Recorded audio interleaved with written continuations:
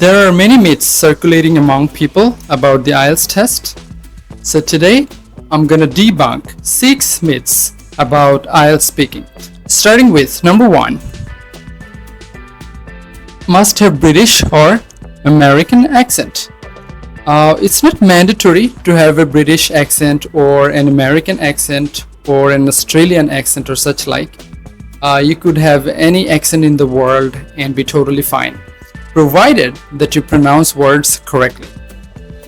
However, a little bird told me that you are likely to make a favorable impression on the examiner if you do have a British or American accent or such like. Now, this is not based on any official sources. Of course, no official sources will ever say that. In our part of the world, for example, when a man goes looking for someone to get married, he wants a girl with a fair complexion. Now, does he ever say that? Does he ever go around telling people that I want someone with a fair complexion? No, but it's there somewhere in his heart. It's unofficial. And the same can be said of many women also. It's there, but it's never announced. So it's just like that. Number 2, must cover all the points on the cue card. Well, if you can cover all the points on the cue card, that's fine. But if you cannot, there's nothing to worry about.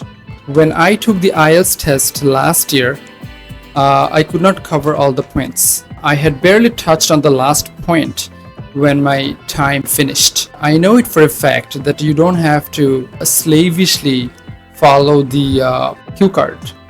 You can digress, you can talk about other stuff. Okay, that's totally fine. In the past, the cue card didn't have any points. Okay, so the bullet points are there just to help you frame your talk, to elaborate your talk. They're just guidelines. You are not bound to stick to them. Okay? Next, use formal language. Yeah, so many people think that in an IELTS speaking test, you have to use, some flowery or formal language. That's not necessarily true. Now, some formal words might crop up, and that's fine. But you should not make an effort to make your language sound formal. So here's an example. If you say something like, I do not know where he resides, if you say this sentence in the IELTS speaking test, does it sound natural or does it sound odd? I do not know where he resides. That does not sound natural to me, and nor will it sound natural to the examiner. Now, what could you say that would make it sound natural? I don't know where he lives. Right. So instead of saying do not, you would say don't. And instead of saying resides, you would say lives. I don't know where he lives. I don't know where he lives. Yes, that is what sounds normal and natural. Now, you could still use the word resides. In some cases, that's fine, but I do not know, that sounds so unnatural. And you could make this sentence even worse, even more formal, by saying it like this. I know not where he resides. That would make the sentence even worse. Alright, moving on. Number 4, can't ask the examiner to repeat.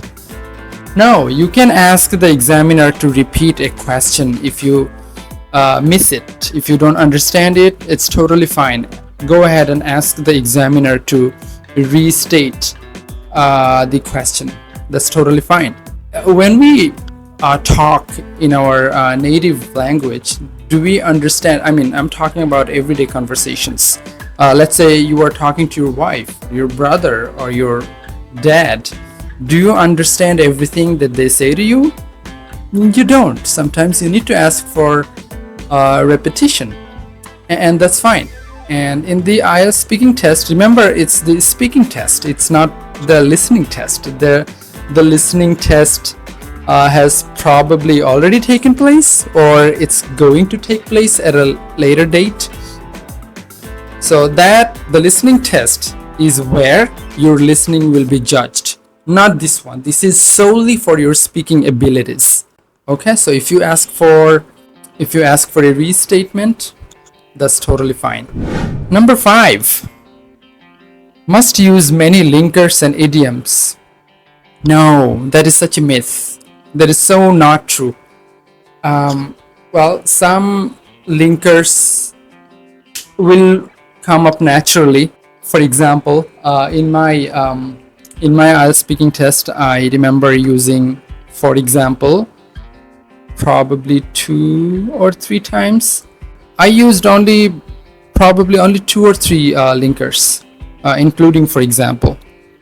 As for idioms, I didn't have the chance to use quite a few of them. I remember using probably just one, take hold. It's not even a proper idiom. By the way, if you're feeling curious, I got band 8.5 in IELTS speaking.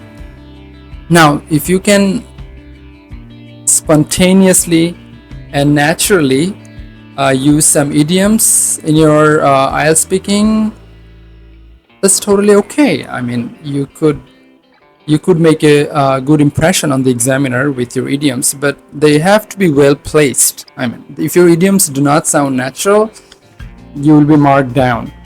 And the same goes with linkers. For example, conversely, similarly, by the same token, in the same way. So these linkers, you can use them, but do not overdo this. You should not just try to inject linkers and idioms in every sentence. All right, moving on. Last but not least, can't use you. Right. Some people in our country, especially some examiners, there are some coaching centers in our country where they have IELTS examiners who conduct the IELTS mock tests. And I recently published a video in which I talked about it at some length. Those examiners think that you should not use the word you. You should not be addressing the examiner directly. I mean, you are not talking to the examiner. Their argument is that you are not talking to the examiner. You should not use you. This could not be farther from the truth. You does not always mean you. You can mean people in general. Yes, you can mean people in general. It could mean anyone. For example, look at this sentence. You must be 30 or under to apply for a government job. I'm talking about our country. Let's say you are my friend and I'm telling you this. You must be 30 or under to apply for a job in our country. Now, did I mean just you, or did I mean anyone in our country? Does this apply to just you, or does it apply to anyone in the country? The word you has a different meaning, people in general, and most people do not know that. So that should change. All right, that's it. If you've learned something new or benefited from this video in some way, please subscribe to my channel. Thank you.